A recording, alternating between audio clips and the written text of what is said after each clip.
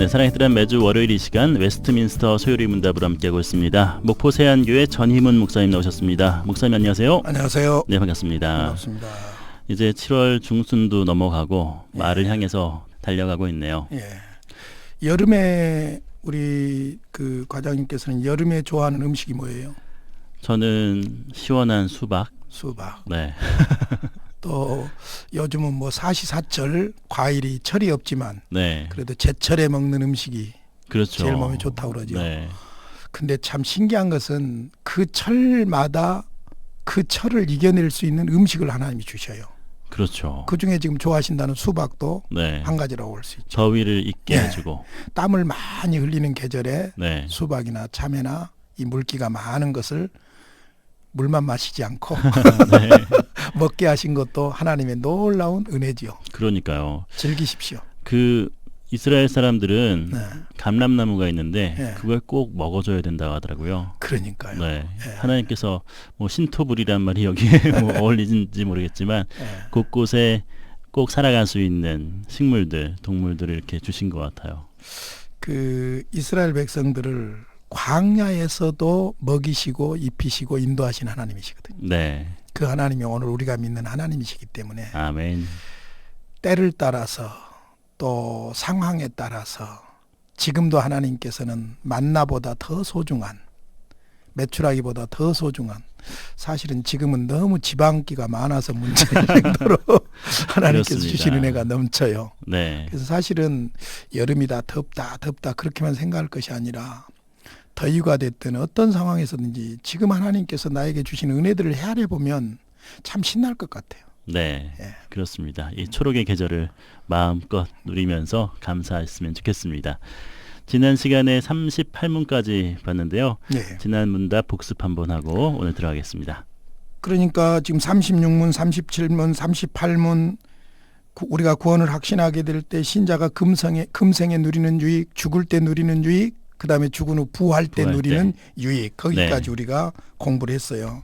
사실 지난번에 38문에서 신자가 부활할 때 받는 유익은 세 가지로 설명했거든요. 네. 부활 자체, 영광스러운 몸으로 다시 살아나게 되고, 심판날 공적으로 의롭다 인정함을 받게 되고, 무죄가 선언되고, 마지막 영원토록 즐거워하고 완전한 지복의 상태에 네. 천국에서 살게 되는 것이죠. 네. 이것이 우리 성도들의 신자들의 마지막 상태라고 볼 수 있습니다. 그렇군요. 그러므로 이제 중요한 것은 여기에서 우리가 그리스도인답게 살아야 된다는 것이죠. 네.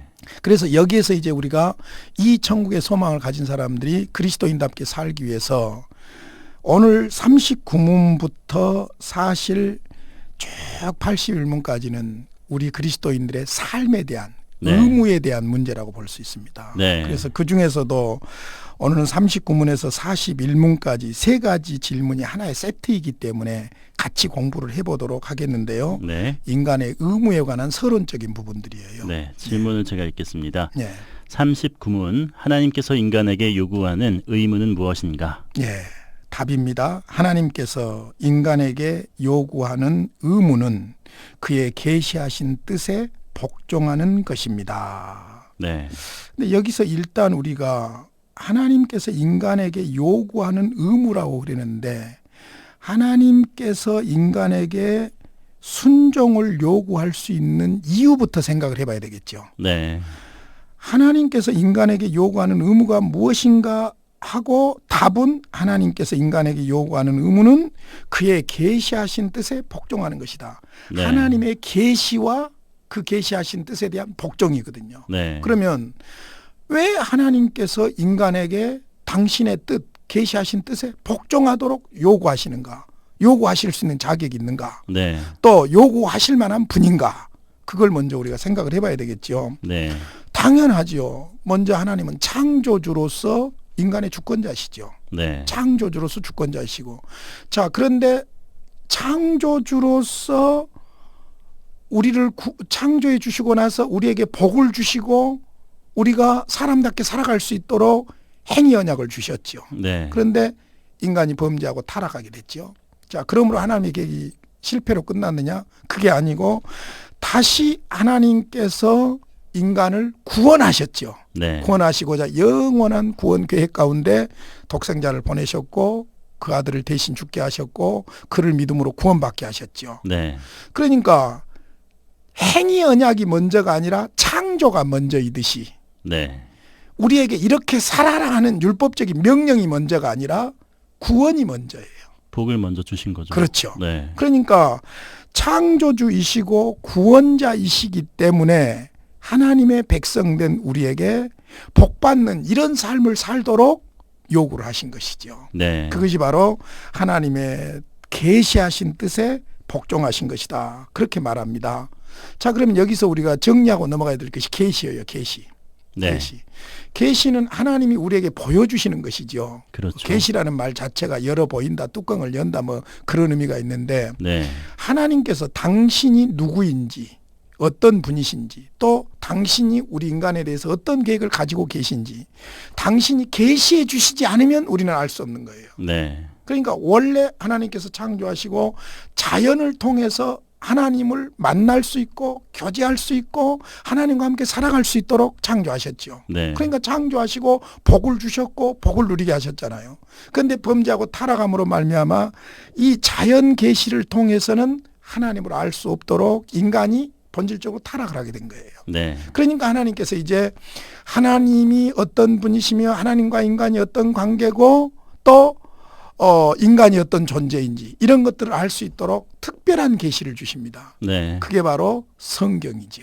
그렇군요. 그래서 계시 그러면 하나님께서 보여주신 것. 그러면 하나님이 보여주시는 것은 두 가지가 있는데 자연 계시 혹은 일반 계시가 있고 네. 그다음에 특별 계시 즉 성경이 있는 것이죠. 그러니까 자연 계시만을 통해서 구원자를 발견할 수가 없는 거예요. 타락한 인간이. 네. 그래서 하나님께서 이제 특별한 계시로서 기록된 자기 계시 하나님의 말씀을 우리에게 주신 것이죠. 네. 그러니까 우리가 그 말씀 그 뜻을 따라서 복종하도록 하신 거예요. 그래서 사실은 구원받은 그리스도인의 삶의 뿌리는 무엇이 돼야 되냐면은 하나님이고 하나님의 말씀이지요. 네. 우리가 하나님을 믿는다면 하나님의 말씀을 믿어야지요. 그러잖아요. 그렇죠. 그 말씀에 순종해야 되죠. 그러면 그 하나님의 계시의 뜻이 어디에 있느냐? 바로 기록된 자기 계신 성경에 있는 것이죠. 네. 그게 철저하게 구원받은 그리스도인의 삶은 계시에 의존해야 돼요. 예. 그것을 유명한 우리 박영용 박사는 계시 의존 사색이라고 그랬어요. 예. 한문 시대라 그렇게 푼 거예요. 철저하게 하나님의 자기 계신 성경에 근거해서 생각하고 행동하는 거예요. 네. 자, 우리가 예를 들어서 나라를 사랑한다? 어떤 이념이나 정치적인 노선이나 그런 것하고 상관없이 일단 우리는 그리스도인으로서 하나님의 말씀이 나라를 사랑하라고 하니까 사랑하는 거예요. 네. 그렇잖아요. 그러니까 철저하게 계시 의존 사색, 계시에 근거해서 생각하고 말하고 행동하는 이것이 이제 그리스도인의 행동이 돼야 되고 삶이 돼야 되는 것이죠. 그렇죠. 예. 그래서 사실 39문에서 하나님께서 인간에게 요구하는 의무는 무엇인가? 하나님께서 인간에게 요구하는 의무는 그의 계시하신 뜻에 복종하는 것이다. 그래서 인간이 인간답게 살아갈 그 근본적인 하나님의 계시가 성경이다. 네. 이렇게 정리할 수가 있죠. 지난번에 어린이 합창단과 함께 예. 올랜도에 있는 위클리프 성경 번역 선교에 다녀왔거든요. 아, 예. 참 그 우리나라 말로 성경이 있다는 것 자체가 예. 얼마나 또 감사한 일인지 모르겠네요. 그러니까요. 예. 자, 그러면 이제 39문에서 하나님께서 인간에게 요구하는 의무는 계시와 복종이죠. 네. 하나님의 계시하신 뜻에 복종하는 것이라고 그랬죠. 그렇죠. 그러면 40문에서 이제 이야기하는 것이 뭐냐면은 인간에게 복종에 대한 규칙으로서 처음 계시하신 것이 뭐냐 이거예요. 네. 그걸 이제 40문에서 이야기합니다. 그렇군요. 예. 40문 하나님께서 인간에게 복종에 대한 규칙으로 처음 계시한 것이 무엇인가? 예, 답입니다. 하나님께서 인간에게 복종에 대한 규칙으로 처음 계시하신 것은 도덕법이었습니다. 여기서 도덕법이라는 것을 이해를 하시려고 하면은 자, 하나님께서 이스라엘 백성 먼저 이제 아브라함을 선택하시고 아브라함에게 약속하시고 아브라함에게 약속하신 대로 이스라엘 백성들이 애굽 땅에 들어갔고 애굽에서 400년간 종살이 하다가 하나님이 아브라함에게 약속한 대로 애굽에서 출애굽을 하게 되지요. 네. 나오게 되지요.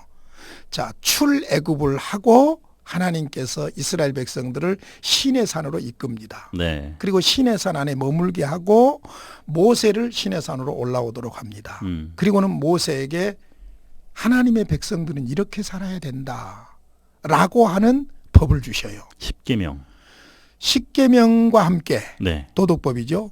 도덕법 십계명과 함께 의식법과 의식법도요. 민법. 네. 그러니까 의식법 같은 경우는 레이기 하나님께 어떻게 제사하는 방법. 제사할 것인가 네. 섬길 것인가 하는 의식법과 그다음에 하나님의 백성 공동체가 살아가는 소위 사회법으로서의 그 시민법 네. 이런 것들을 주시게 된 거죠. 그렇군요. 그것이 이제 모세 오경에 나타난 거예요. 네. 그래서 사실은 하나님께서 율법을 도덕법이나 율법을 먼저 주시는 것이 아니라 먼저 그들을 출애굽 구원하시고 네. 그다음에 율법을 주신 거예요. 네. 그러니까 율법이 먼저가 아니라 구원이 먼저지요.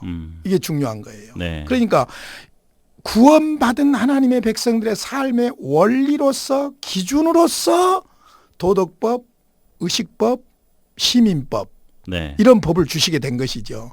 그래서 시내산에서 그 하나님의 백성들에게 주신 법 정신이 굉장히 중요한데 이제 이걸 잘못 오해하면 어떤 문제가 생기냐면은 마치 율법을 지킴으로 구원받는 것처럼 네. 착각을 하게 되는 것이죠. 예. 그래서 앞으로 이제 십계명을 공부하면서 우리가 그걸 발견하게 될 텐데요.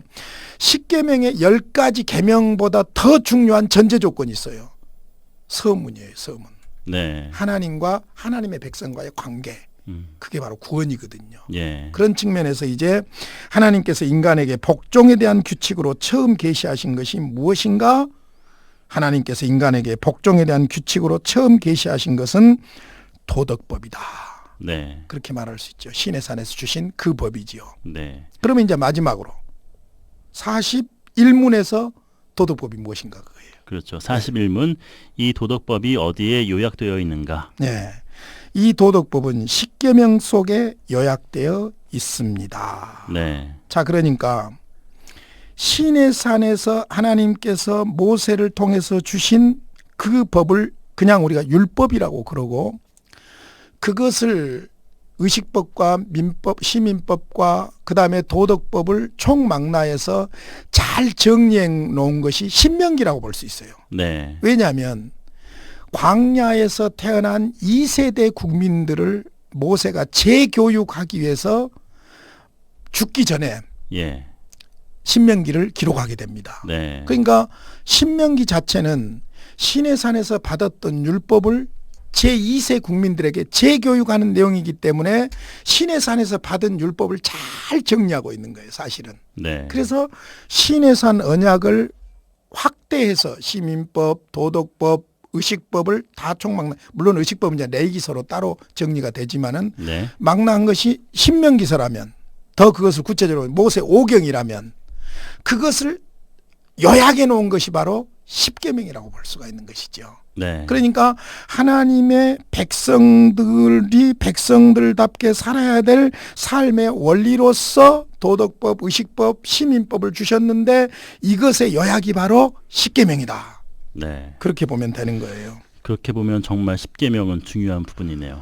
그렇죠. 네. 그러니까 이제 십계명에 대해서 우리가 좀 지금 문제가 있는 게 뭐냐면은 십계명을 하나의 하지 마라 하라라고 하는 법 규정으로만 보기 때문에 문제가 있는 거예요. 네. 십계명을 주신 정신을 분명히 알아야 되거든요. 이제 다음 주랑 그 부분들을 공부를 하겠습니다마는 네. 십계명 자체가 구원을 위한 조건이 아니라 조건으로서의 십계명이 아니에요. 네. 구원받은 하나님의 백성들의 마땅한 삶의 원리 혹은 기준. 네. 그러니까 그건 굉장히 고상한 거예요. 그러잖아요. 내가 뭐 조금 하면은 지켜버릴 것 같으면 그건 아무것도 아니죠. 예. 그러잖아요. 그러니까 나중에 이제 구약의 율법이 바벨론 포로에서 이스라엘 백성들이 돌아오면서 잘 믿어보겠다고 하는 인간적인 욕심이 유대교로 전락해버리거든요. 네. 유대교의 세 가지 문제점이 민족주의, 율법주의, 성전주의잖아요. 그렇죠. 우리가 하나님의 말씀을 거역했더니 포로로 잡혀갔다. 이제부터는 하나님 말씀대로 살아보자. 그래서 이제 율법주의가 되는데 어떻게 하냐면 예를 들어서 십계명 같은 경우도 제1계명, 2계명, 3계명 쭉 그 계명마다 구체적인 세부. 실천 세부 네. 사항들을 적어요. 네. 예를 들자면 안식일을 거룩하게 지킨다 할 때 몇 킬로 이상 걷지 못하고 몇 킬로 이상 들지 말고 무슨 불을 켤 수는 있어도 끌 수는 없고 네. 뭐 이런 세부 조항들을 만들어 놓고 자기들 입맛대로 만들어 놓은 다음에 그렇게 했으니까 우리는 율법을 지켰다. 이게 웃기는 거잖아요. 네. 완전히 이중이에요. 이중인격자들이 되는 거예요. 그렇죠. 누가 율법을 지킬 수 있어요? 율법을 지켰다는 것 자체가 바로 그게 문제예요. 네. 율법은 지킬 수 없어요. 그것은 기준이에요. 그것은 원리예요. 그걸 놓고 우리는 몸부림을 치는 거예요. 네. 그런데 그것을 지킴으로 구원받는 것이 아니라 구원받은 백성이기 때문에 그 고상한 기준을 가지고 살아가야 된다는 거예요. 네. 그러니까 바로 여기에 율법주의와 복음주의의 차이점이 있는 것이죠. 우리 한국 교회는 유교 문화권에서 자라났기 때문에 율법주의적인 경향으로 흐를 성향이 다분해요.